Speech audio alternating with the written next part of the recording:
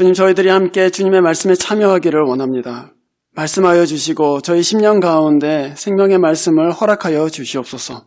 이 말씀이 우리 가운데 역사하고 이 말씀이 우리의 마음을 주장하게 하여 주시옵소서. 우리 모든 교우들의 마음 함께 활짝 열어주셔서 주의 진리의 빛이 들어갈 수 있도록 하나님께서 은혜 베풀어 주시옵소서. 주 예수 그리스도의 이름으로 기도합니다. 아멘.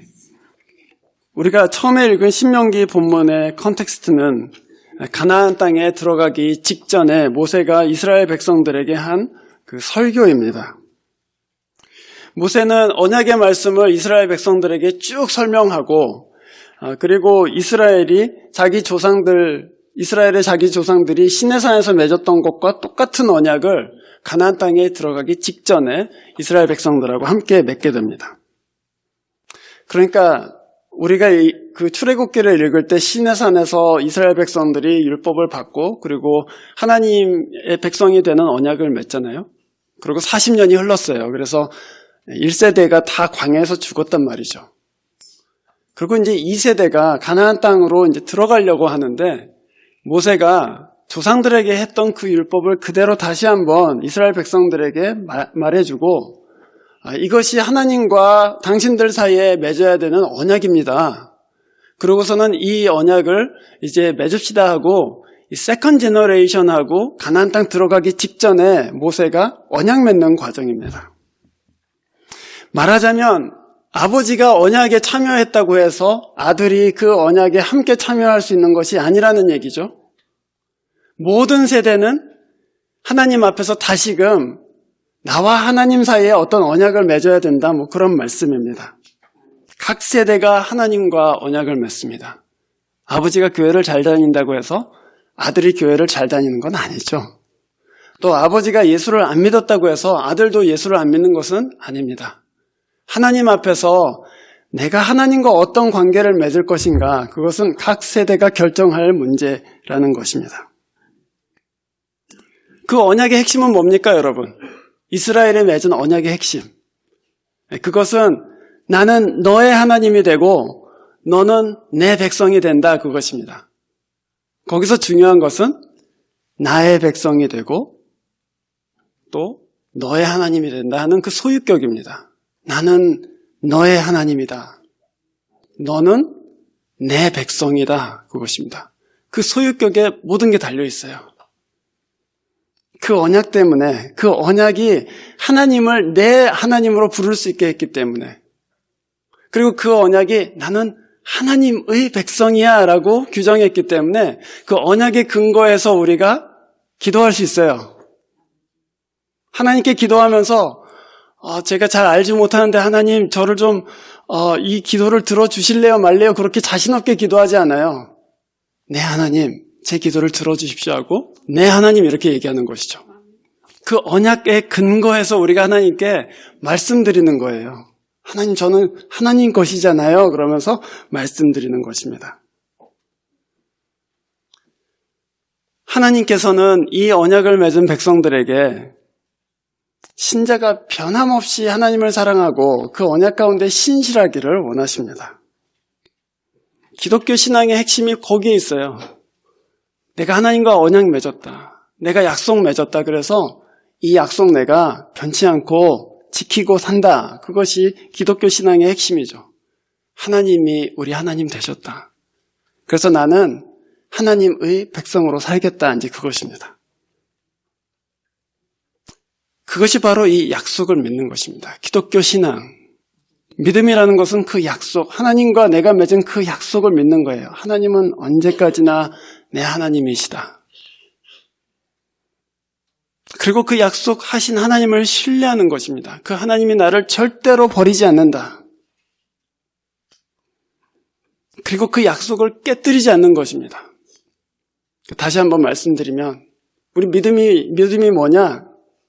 그 약속을 믿는 것입니다. 하나님은 영원히 내 하나님이다. 그리고 하나님을 믿어요. 하나님은 절대로 이 약속을 깨뜨리시지 않는다. 그리고 마지막으로는 내가 이 약속을 붙들겠다는 거예요. 나는 이 언약을 반드시 지킬 거야. 나는 반드시 하나님의 백성으로 남을 거야 하는 것이 우리 믿음의 큰 부분들입니다. 기독교 신앙이 이렇게 약속에 있다고 하면 여러분, 약속의 가장 큰 적은 무엇이겠습니까? 언약을 우리가 갖고 있는데 그 언약의 가장 큰 적은 뭘까요? 가장 큰 적은 정함이 없는 마음입니다. 영어로는 indecisiveness입니다. 정하지 않는 거예요.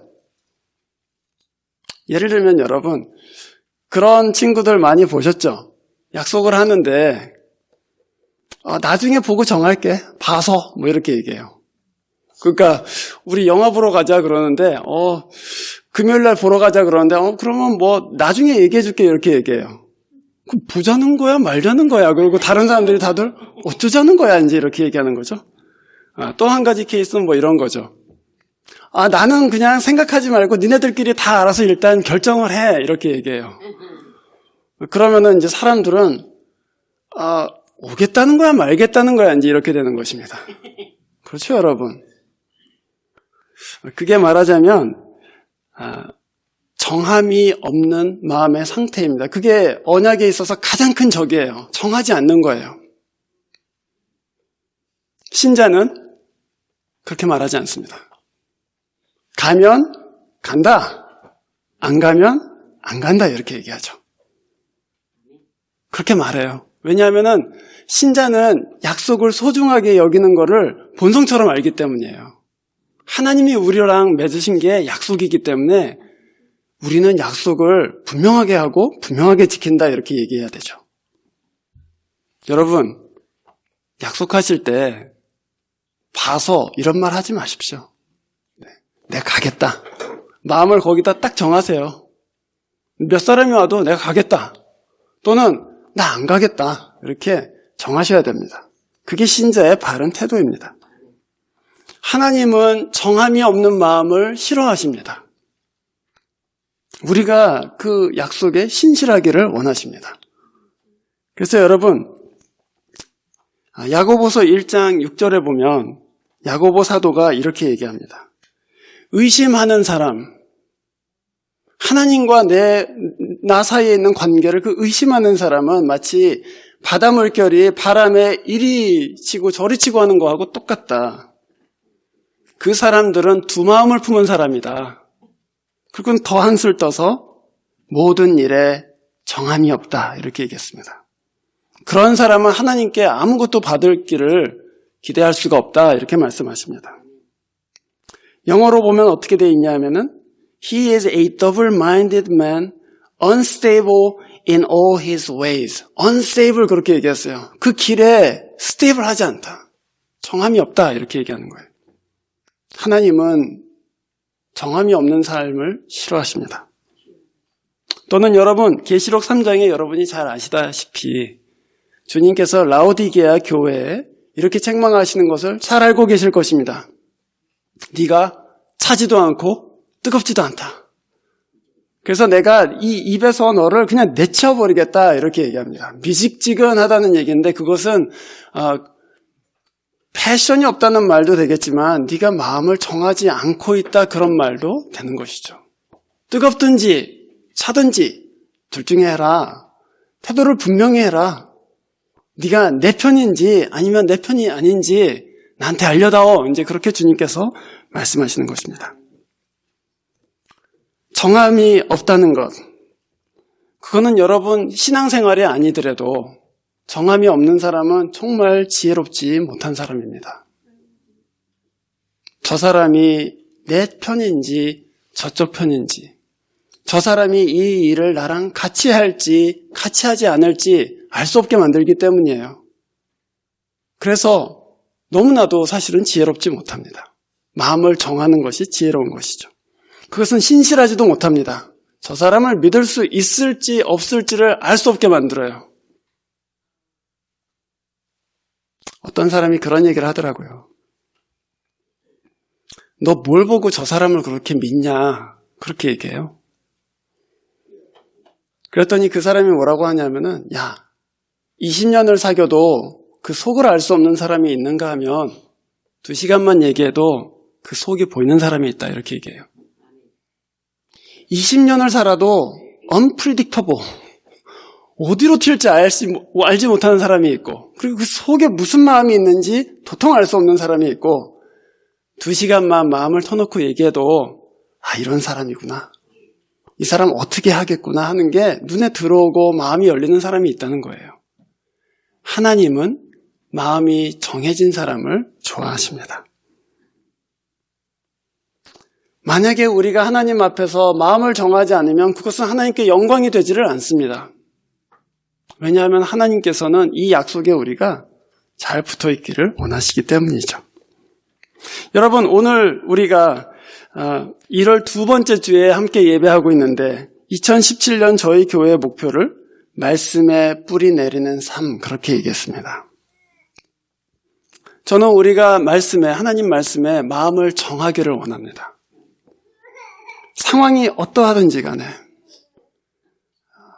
내가 불리한 상황에서도 그 말씀에 뿌리를 내리기를 원하고, 내가 힘든 상황 가운데서도 그 말씀을 붙잡기를 원해요. 내게 조금 어려운 일이 생겼다고 그 말씀으로부터 도망가거나 그 말씀을 외면하기를 원하지 않습니다.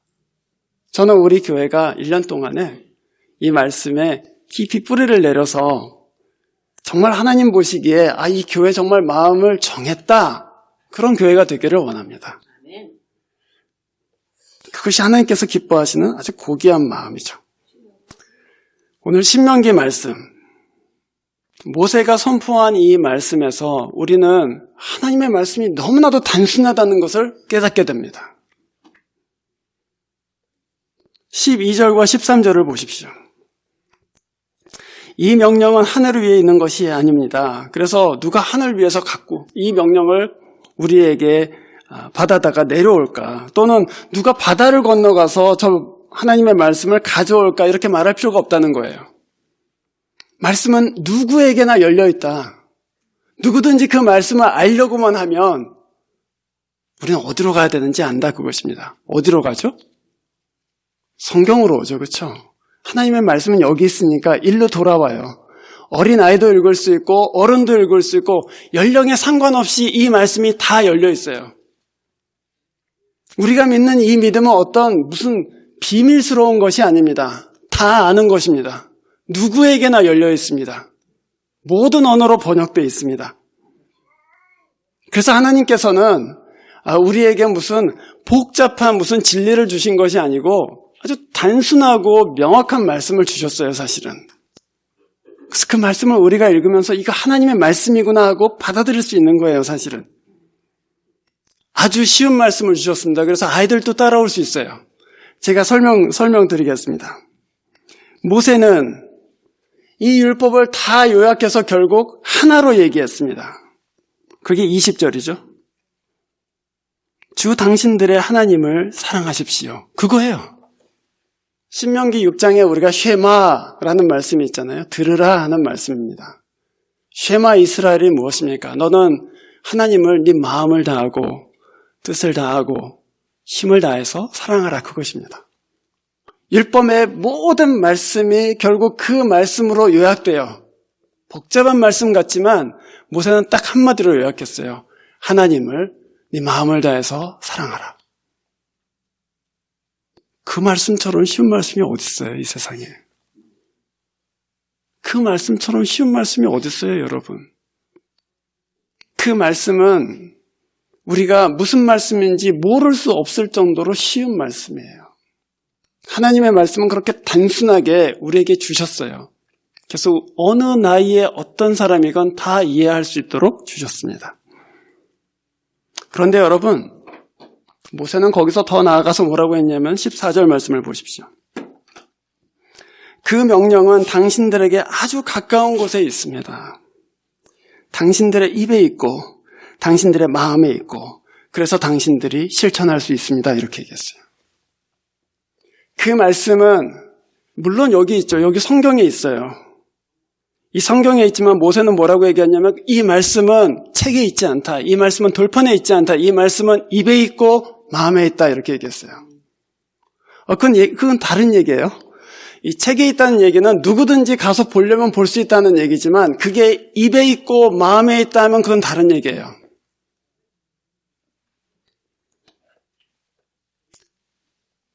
마음의 입에 있다. 그 말은 이 말씀을 묵상하고 있다 그 얘기입니다. 읽고 있다. 마음에 있다는 것은 무엇입니까? 내가 읽은 말씀을 내 마음에 품고 있다는 것입니다. 앞에 있는 거하고 다릅니다. 모든 사람에게 열려있지만 어떤 사람은 그것을 내 입술에 달고 어떤 사람은 내 마음에 품는다 그 얘기예요.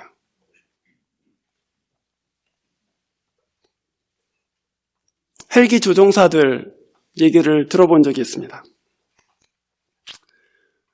헬기가 조종사가 2명이잖아요.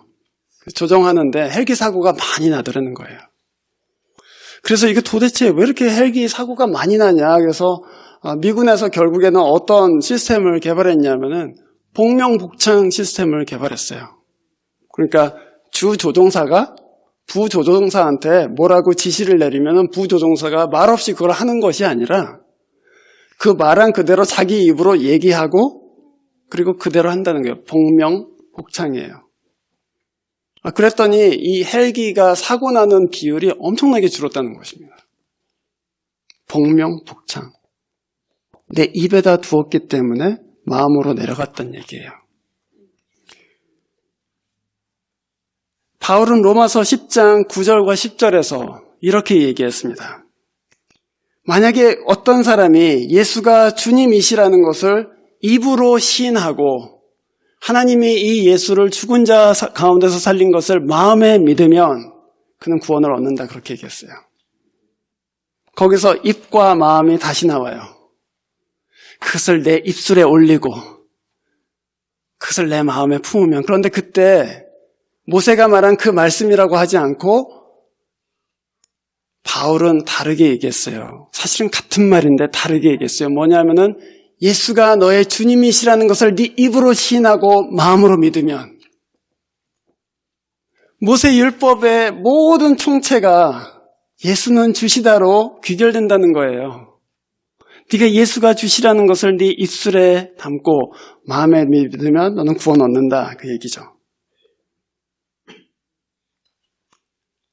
말씀이 있어야 될 곳이 어디입니까, 여러분? 말씀이 있어야 될 곳은 여러분의 셀폰이 아닙니다. 말씀이 있어야 될 곳은 여러분이 들고 있는 성경책도 아닙니다. 말씀이 참으로 머물러야 될 곳은 여러분의 입술입니다. 말씀이 참으로 있어야 될 곳은 여러분의 마음이에요. 여러분이 성경책을 갖고 있다고 해서 말씀을 갖고 있는 것이 아니죠. 그 말씀은 여러분의 입술 가운데 있어야 됩니다. 그 말씀은 여러분 마음 가운데 품어져 있어야 되는 것이죠. 그러고 나서야 신명기 오늘 읽은 14절 말씀처럼 그러고 나서야 당신들은 그것을 행할 수 있습니다. 이렇게 되는 거예요. 그냥 쉬운 말씀이 아닌 거예요. 내 입술에 달고 내 마음으로 믿었더니 그 말씀은 쉬운 말씀이 되는 거예요. 그래서 행할 수 있는 것이죠. 여러분 이 말씀 품으시기를 바랍니다. 이 하나님의 말씀 입술에 다시기를 원해요. 그리고 마음속에 품고 묵상하시기를 바랍니다. 이 말씀은 여러분을 인도하실 거예요. 이 말씀은 여러분이 행할 수 있도록 힘을 주실 거예요. 이 말씀에 뿌리를 내리시기를 바랍니다. 여러분, 그 진주 조개를 양식하는 사람들을 아시죠? 조개를 양식하는 사람들이 하나하나 가져다가 조개를 억지로 입을 벌리고 거기에다가 진주 핵을 넣습니다. 근데 핵이라는 거는 조개가 원래 갖고 있던 게 아니죠. 그러니까 이상한 놈이 말하자면 몸속으로 들어오는 거예요. 진주 조개가 그 핵을 품고 오랫동안 있으면서 그 핵 주변으로 진주가 내뱉고 있는 분비물이 쌓여서 결국 그것이 진짜 진주가 됩니다. 근데 여러분 한번 생각해 보세요. 진주는 이 옆구리가 얼마나 아플 거예요. 그렇죠? 아니 이상한 게 자기 안에 들어와 있으니까 그걸 품고 있는다는 것 자체가 불편한 일이에요. 우리가 말씀을 품고 있는다는 것이 바로 진주조개가 마치 핵을 품고 있는 거하고 똑같아요. 원래 우리한테 있었던 것들이 아니에요. 하나님의 것들이 내 옆구리로 들어와서 이 옆구리에 계속 있는데 불편한 거예요. 말하자면 내 일부분이 아니었으니까. 그런데 그것을 품고 있고 그것과 함께 살기 시작하면 내 옆구리에 불편하던 그 이상한 것이 진주와 같이 된다는 것이죠. 모세는 이스라엘 백성이 이 언약을 깨뜨리고 가나안 땅에 들어가서 결국 실패할 걸 알았죠. 알았지만 이 사람들한테 언약을 맺자 그러고 말씀을 선포했습니다. 하나님의 말씀 버릴 것을 예견했지만 생명의 길을 가르쳐 주었습니다. 여러분, 어쩌면 우리도 지금 가나안 땅 들어가기 직전에 있는지도 모릅니다. 그래서 이 말씀을 듣고 있어요. 이 말씀은 우리에게는 진주 속에 있는 그 진주 핵과 같이 나한테는 익숙하지 않은 것들입니다. 그러나 그 말씀을 여러분 영혼에 품고 계시기를 바랍니다. 그것이 언젠가는 진주가 될 거예요. 저는 이 신명기의 말씀을 보고 하나님의 말씀은 굉장히 단순합니다. 이렇게 여러분한테 말씀드렸습니다. 그런데 우리는 종종 이 단순한 말씀을 그냥 받아들이기보다는 그거 어렵다, 그 좀 더 알아야 된다, 더 많은 지식이 필요하다 이렇게 해서 순종의 길을 막는 경우가 종종 생깁니다. 우리가 오늘 읽은 두 번째 패시지인 누가복음 10장에는 여러분이 너무나도 잘 아시는 선한 사마리아인의 비유 얘기가 나옵니다. 어떤 한 율법 교사가 예수님께 와서 이제 물었습니다. 선생님, 어떻게 하면 영생을 얻을 수 있습니까? 하고 물었죠. 그랬더니 예수님께서는 야, 율법에는 뭐라고 기록되어 있고 너 어떻게 읽고 있냐? 그렇게 되물었습니다. 율법에는 어떻게 기록되어 있고 너는 어떻게 읽고 있냐? 너는 어떻게 해석하고 있느냐? 그러자 율법사가 너무나도 모범 답안을 제출했습니다. 27절 말씀이죠. 내 마음을 다하고 내 목숨을 다하고 내 힘을 다하고 내 뜻을 다하여 주 너의 하나님을 사랑하라 하였고 또 내 이웃을 내 몸과 같이 사랑하라 하였습니다. 이렇게 두 큰 계명으로 요약했습니다. 똑똑하죠? 그랬더니 예수님께서 이렇게 대답하셨습니다. 28절 네 대답이 옳다. 네 해석이 옳다. 그대로 행하여라. 그러면 살 것이다. 딱 세 마디밖에 안 했어요. 네 대답이 옳다. 그것을 행하여라. 그러면 살 것이다. 그럼 끝난 거 아니에요, 사실은? 너무 단순하네. 하나님 사랑하고 이웃 사랑하면 되겠네. 그러고 거기서 끝. 그러고서는 그대로 행하면 되는 거죠. 그런데 율법사는 거기다 한마디 보탰어요.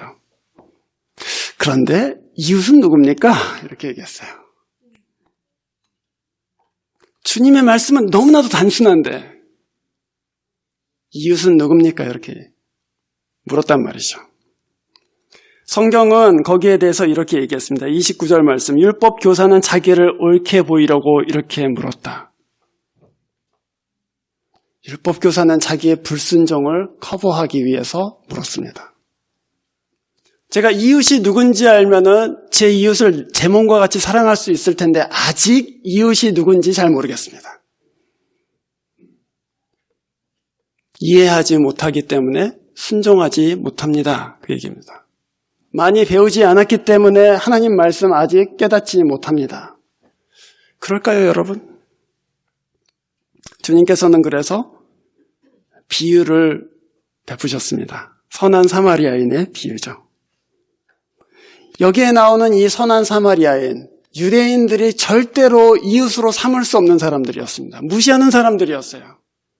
그런데 이 비유에 어떤 유대인이 길에서 강도를 만나서 겁안 죽게 이렇게 누워있게 되었습니다. 유대인 중에 유대인인 제사장이 지나갑니다. 그거 유대인 중에 유대인까지는 아니지만 second rate, number 2, 레위인이 지나갑니다. 근데 그냥 지나가요.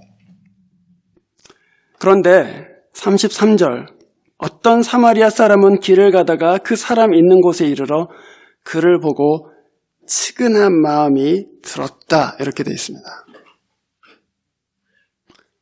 지금 유대인이 강도를 만나서 거반 죽게 돼서 쓰러져 있는데 제사장도 지나가고 레위인도 그냥 보고 지나갔는데 사마리아인은 그 사람을 보고 측은한 마음이 들었다 그렇게 얘기했어요. 측은한 마음, 컴패션이 그 사람 마음속에 일어났다.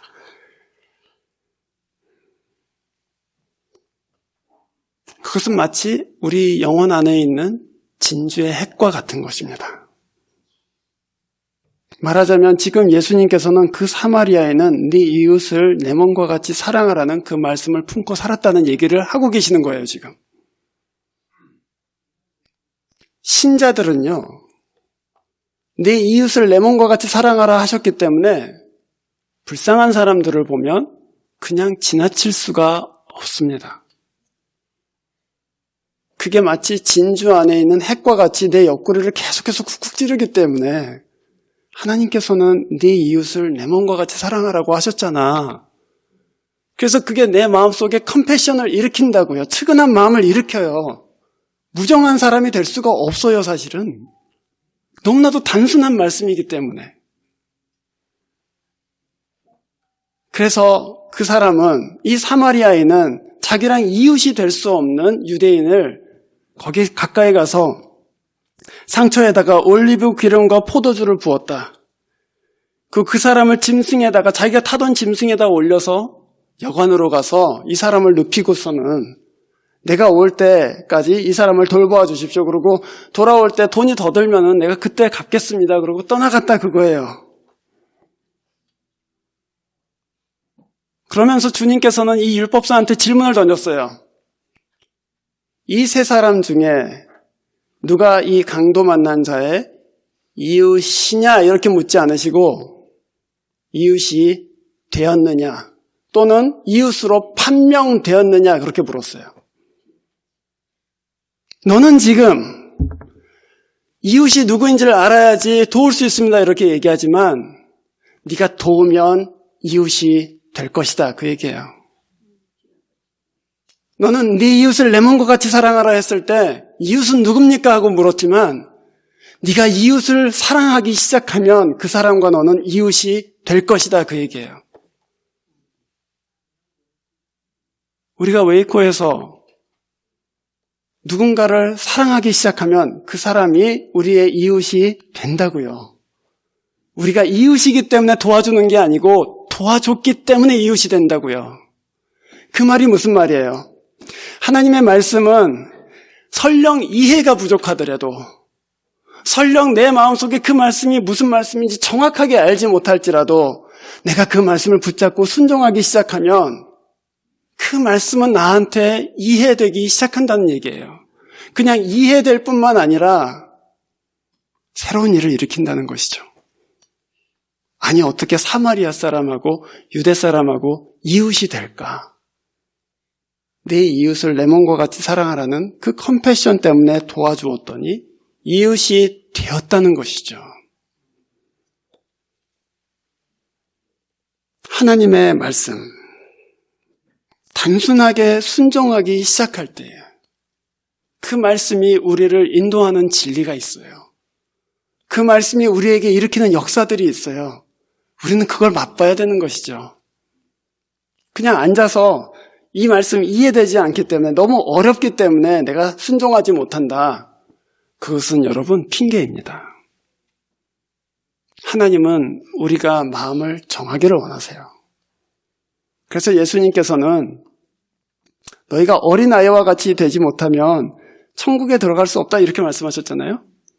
제가 오늘 아침에 저희 아내하고 이 얘기를 하고 있었어요. 왜냐하면 저희 아내도 아이들한테 이걸 가르쳐야 되잖아요. 근데 저희 아내가 뭐라고 했는지 아세요? 여보, 그거 애들한테는 다 쓸데없어. 애들은 그런 생각 안 해. 애들은 그냥 들으면 해, 여보. 어른들이나 안 하지. 그렇게 얘기했어요. 제가 생각해 보니까 그렇지. 애들이 누가 예수님께서 내 이웃을 내 몸과 같이 사랑하라 그러는데 애들이 누가 예수님 이웃이 누구예요? 그렇게 묻는 애들이 어디 있어요? 애들은 이웃을 그냥 사랑하라는구나. 그래서 내 옆에 있는 이웃을 그냥 사랑한다고요. 이웃을 고르지 않는다고요. 사랑할 사람을 가려서 사랑하지 않는단 말입니다. 그러니까 이 말씀은 진짜 어른들을 위한 말씀이죠. 그렇죠? 우리들은 아이들보다도 더 못한 거예요, 사실은. 여러분, 하나님의 말씀은 사실 복잡하게 보이지만 너무나도 단순하고 강력한 말씀입니다. 그 말씀을 내가 순종하겠다 하기 시작하면 그 말씀이 일으키는 역사들을 볼 줄로 믿습니다.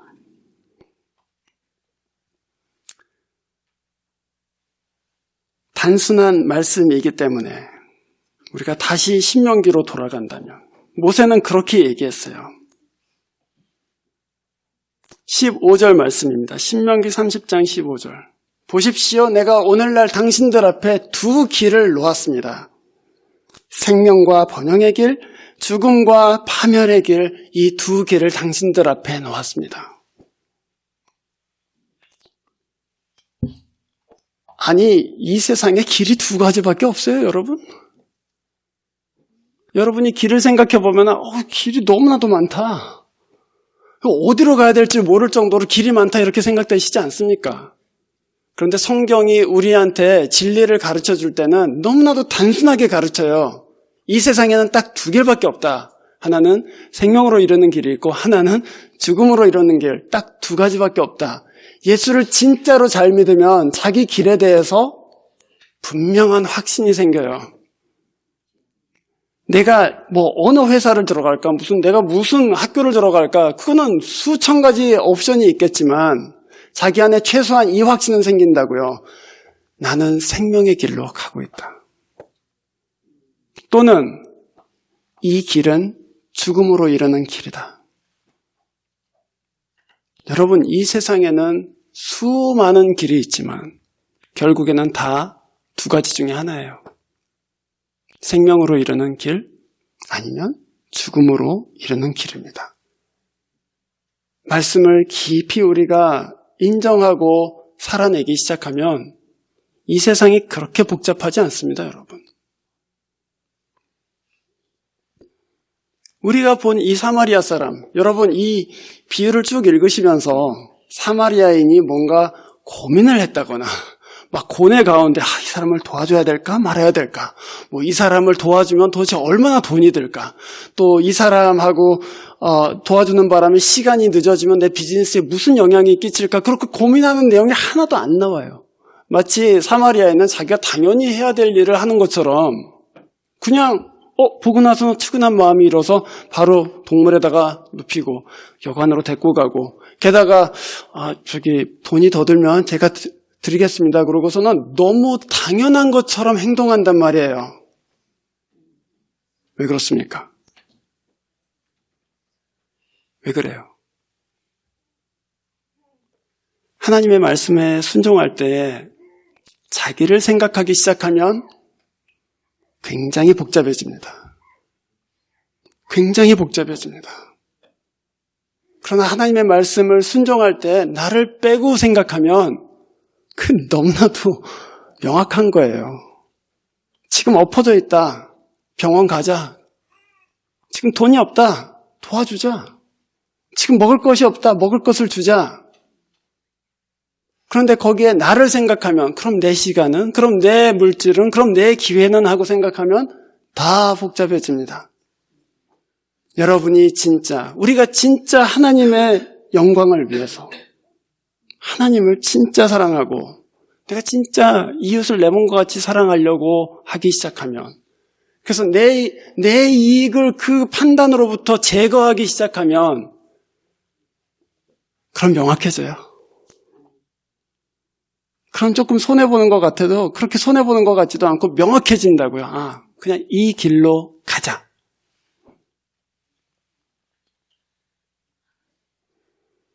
단순한 말씀을 단순하게 취하시기를 바랍니다. 단순하기 때문에 강력한 말씀 아니에요? 내가 그 단순한 말씀, 하나님을 내 몸을, 네 뜻을 다해서 사랑하라. 그 단순한 한 말씀에 헌신하고 네 이웃을 내 몸과 같이 사랑하라. 그 말씀에 내가 내 마음을 두고 내 인생의 길을 거기다 두면 여러분은 여러분 자신의 이익을 생각하지 않으셔도 돼요. 왜냐하면 하나님께서 해주시니까. 모세는 이 마지막에 언약들을 다 펼쳐놓은 다음에 19절에 이렇게 얘기했습니다. 생명을 택하십시오. 하나님의 말씀에 단순하게 순종하십시오. 그것이 생명입니다. 라고 얘기하는 것이죠. 여러분, 이 생명을 택하시기를 바랍니다. 여러분, 이 말씀에 대해서 이거는 무슨 뜻입니까? 하고 말씀의 의미를 따져보는 것은 당연히 해야 될 일이지만, 그러나 이해가 가지 않는다고 해서 순종하지 못한다는 것은 거짓말입니다. 하나님을 사랑하고 이웃을 사랑하는 것은 삼척동자들도 다 아는 얘기죠. 다만 우리의 입에 그 말씀이 있고 마음에 그 기쁨이 있으면 행할 수 있을 줄로 압니다. 그래서 여러분, 모든 사람으로 하여금 쟤는 하나님을 사랑하는 사람, 쟤는 이웃을 사랑하는 사람, 모든 사람으로 하여금 여러분이 택한 길을 알게 하십시오. 쟤는 교회에 커미트된 사람. 20년을 살아도 이게 도대체 뭐 하는 사람인지 알 수가 없다면 하나님께서도 여러분의 정체성을 알 길이 막막합니다. 모든 사람으로 하여금 쟤는 예수로 사는 사람, 쟤는 진리에 사로잡힌 사람, 쟤는 그리스도의 몸을 위해서 헌신하기로 작정한 사람, 그렇게 여러분 자신을 모든 사람에게 알려주세요. 그것이 바로 오늘 이 말씀이 얘기하고 있는 말씀의 단순성과 함께 우리에게 요구되는 마음의 정함입니다. 마음을 정하고 주의 은혜 가운데로 나아가시기를 주의 이름으로 축원합니다. 기도하겠습니다.